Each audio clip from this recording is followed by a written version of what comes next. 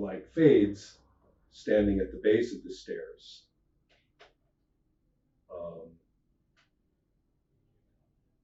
as all of the Kalith start, singing and chanting, basically. And at the base of the stairs appears a skeletal form, about 3 meters tall. It's humanoid with some fishy kind of details, and including a long tail, with the vertical above and below vertebrae, and of a fish, and quite long. And it's sort of half and half human and fish skull is gleaming with delight, and the same kind of evil laughter that you remember from the coffer corpse. And it is carrying a huge bone book. Above the area with the trebuchet in it, the air fills with ice, which crashes down in a huge hailstorm upon them. Let's see, give me another D10. And give me another D10. Okay. Yeah. I'll take one of his. He seems to have a lot. Every. I've organized the. Oh, look at you. Yes. Yeah. Quite sensible. Oh, go ahead. Sorry, I thought you were talking about dice. No, you've organized. The soldiers from my squad, right? Yes. Yeah.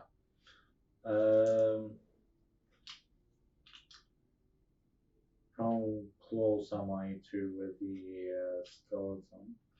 You are actually I would say you were about. Where's my? Okay. It's here. You're here. The border of the ice storm effect is about right here, so it's covering this area.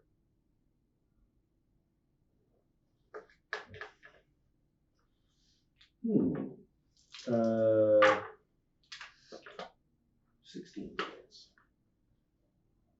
It's enough to kill any ordinary person in that range.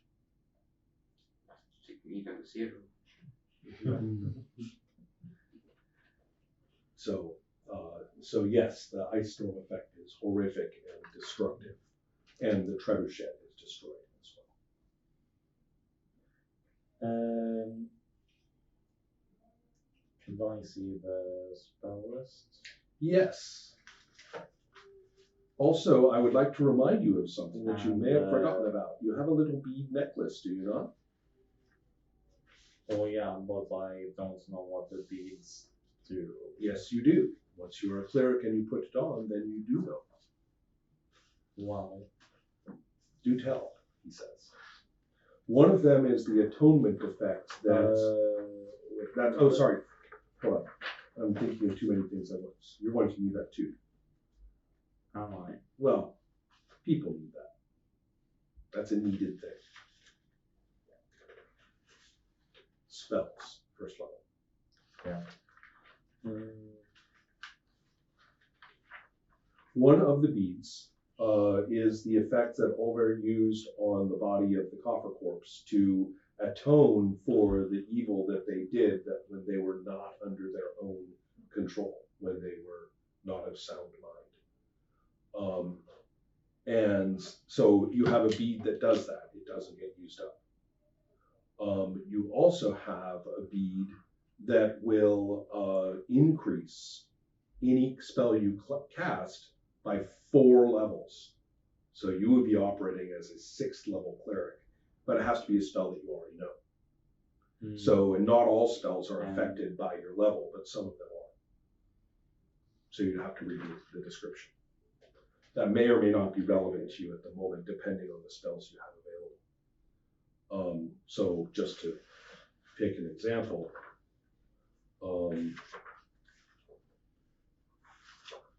okay, if we went all the way back to Bless, right, Bless just has its effects no matter what. It doesn't depend on your level. Whereas if you were to cast resist cold, or even better, sanctuary, if you were, or protection from evil, all of those, their duration is affected by your level. So it's a first level spell, but it lasts much longer if you're a higher level spellcaster. Stuff like that. Also, in terms of other details, I'm not sure how it would affect saving throws, but if it affects saving throw, sometimes it does or doesn't, then I think if the spell gave you the chance to make a saving throw against something, we would use the level of the spell, which in this case would be 6th, if you use that bead. The third bead is a little bit scary. It summons God. Yeah. It's very clear in the book that whoever or whatever it is that comes will have opinions about your behavior, and you will have to you will be judged. Even a neutral God? Well, that's standards. It has standards. Well, it's funny. The word neutral has always been puzzling in this regard. Going by these rules, it's very much about laws of nature, like all the animals and stuff like that. All the sort of forces of nature and everything. They're all neutral. Okay. So, for example, the Center for Universal Beneficence, right around the corner from you guys, is a neutral church. Money. They consider it a law of nature and proceeding thereby. So Keynesians, I suspect, actually. So, all right, let's see. I think I'll let you consider your options, your life choices at the moment. I think I ran out of time for my self-designated time. Otherwise, I would describe what the Home Devil starts to do. It's very lawful. Wow. Oh yes. And admittedly above your pay grade, but that's what heroism is all about. Okay. Speaking of speaking of pay grades and heroism, Faith No, heroism isn't here. There's a thief. Just left through the door.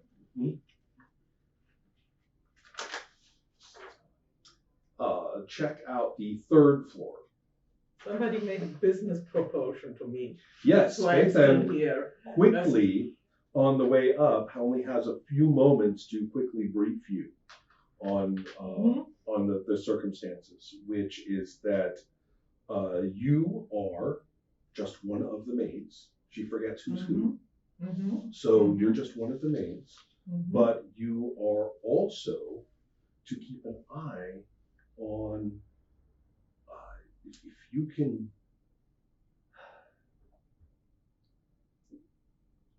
It might not be possible, but if things turn difficult, get that little vial that she's wearing around her neck. That's what I want. I've been trying for it all evening, he says, without details.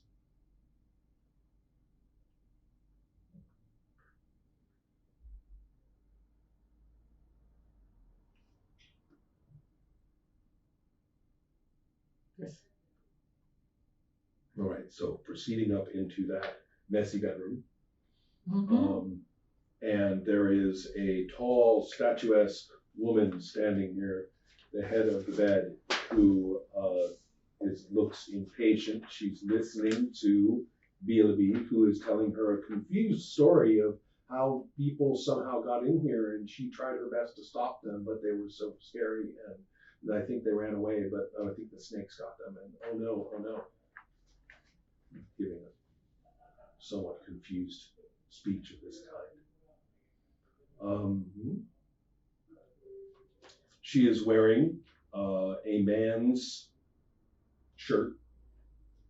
Remember, he's wearing her night dress or whatever, and dressing gown or something. And she looks up and says, "What is she babbling about, Phaethon?" And Phaethon says, "We're very sorry. It was very confusing, but I think everything's fine. I think your snakes have had a meal, and I just don't see any reason for us not to continue our conversation." The snakes in her hair move.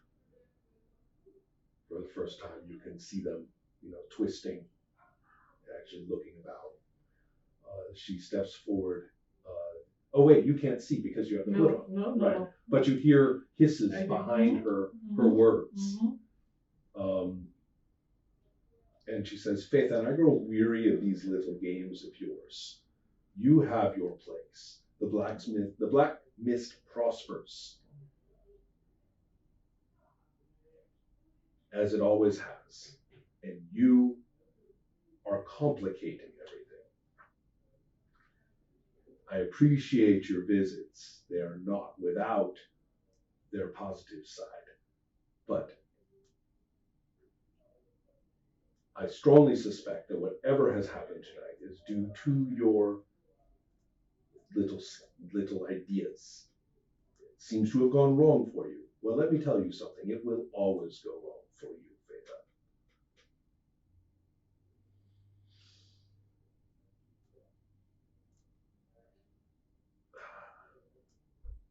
She looks back and forth and says, "More maids? Don't you two have anything to do?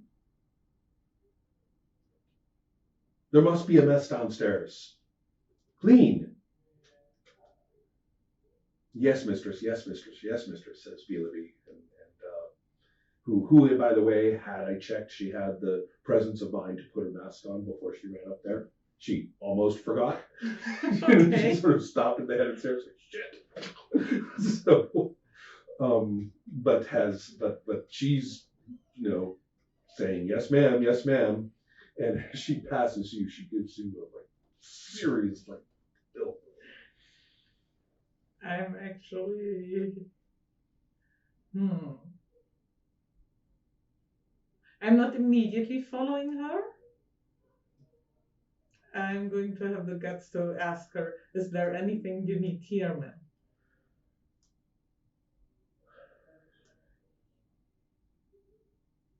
Yes. I think so.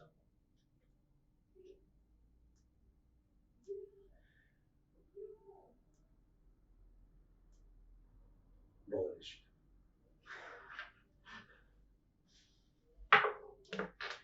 3.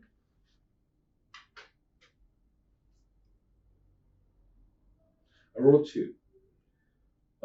Therefore, you can easily see that Beelaby is basically turning much more quickly and more agile than you had anticipated that she could be.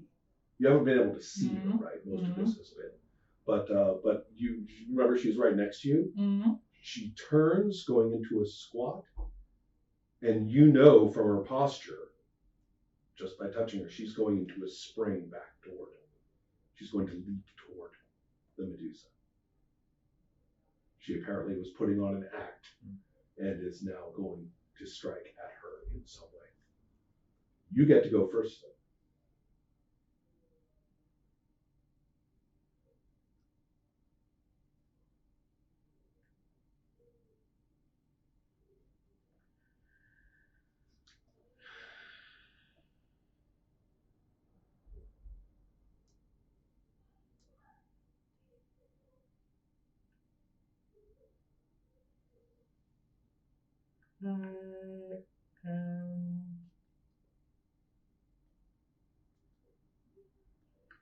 I am half-heartedly trying to grab her. I think I kind of.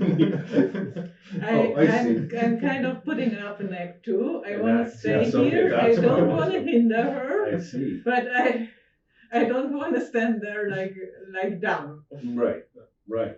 Okay. That makes sense. Yes, I do. At first, I thought you were trying to split the difference in the tactic. Now I understand. Yes.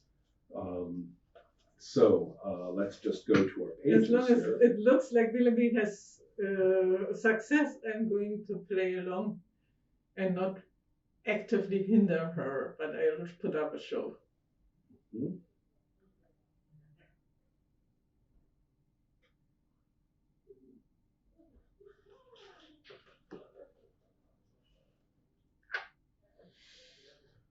Roll a d20 for Willoughby's attack.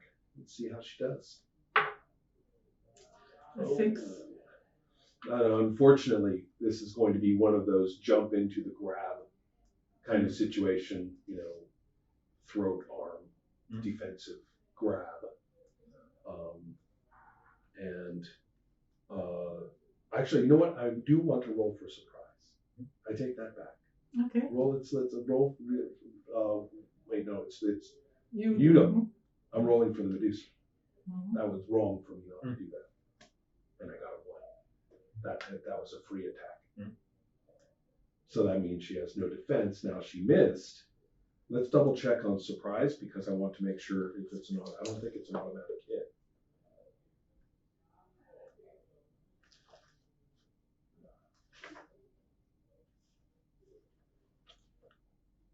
I forgot that the real fun of play and what makes play, go requires the proactive and motivated actions of non-player characters. You guys are fine with your motivations and actions. That's not a problem. But if I'm not doing any, then there's nothing for you to do. So, therefore,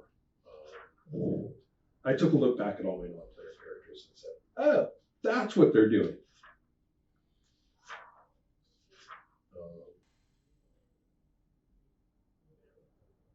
Right, it is still a roll to hit, so it's not an automatic strike, which is good. So she did miss that strike, but much to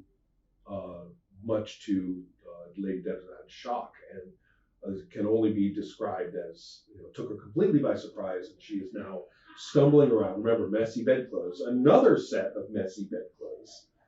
I don't know what that is about, but now there's a great deal of confusion about who can do what.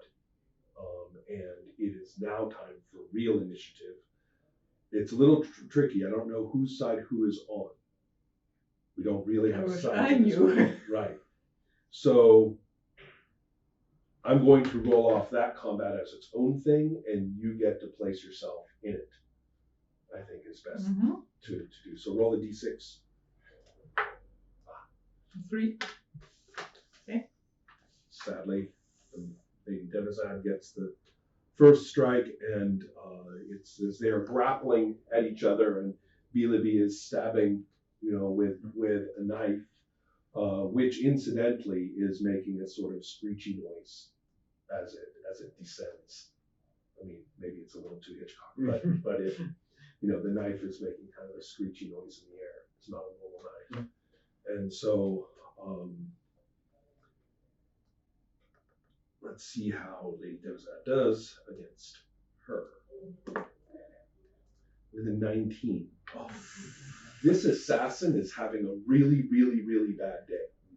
Yeah, sounds like it. Let that be a lesson to you.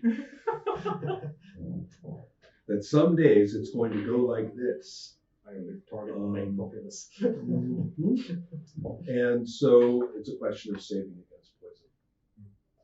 Which, if we're talking about Assassins Fighters Thieves,